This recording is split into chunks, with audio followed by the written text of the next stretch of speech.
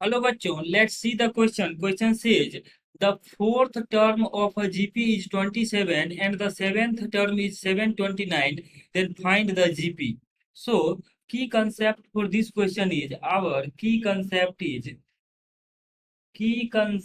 for this question is nth term of a gp. Nth term of a gp is equal nth term of a GP, that is An, is equals to a into r to the power n minus 1, where a is first term and r is common ratio for that GP.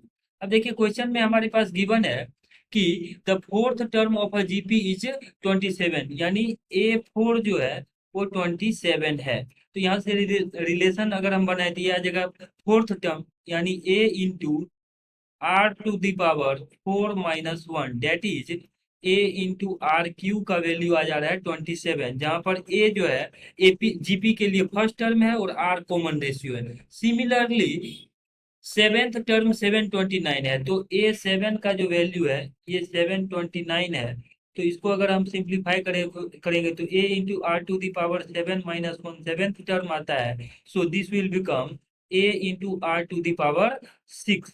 इसका value आ जाएगा हमारे पास 729. इसको equation first assume कर लेते हैं. This one is equation second. Now if we divide equation 2 to equation first, तो यहाँ लिख लेते हैं therefore from equation second divided by equation first. Second को फर्स्ट से डिवाइड करेंगे तो a into are to the power 6 divided by a into R cube, ये आ जाएगा 729 डिवाइडेड बाय 27.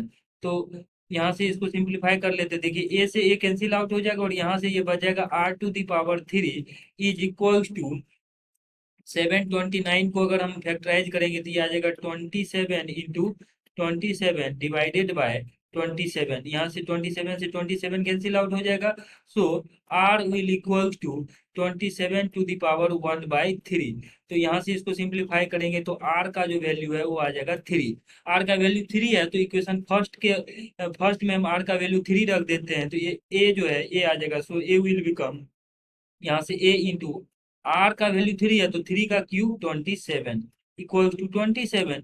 इसको फर्दर सिंप्लीफाई करते हैं तो यहाँ से वैल्यू आ जाएगा हमारे पास, ये 27 से 27 कैंसिल आउट हो जाएगा. Therefore A will become 1.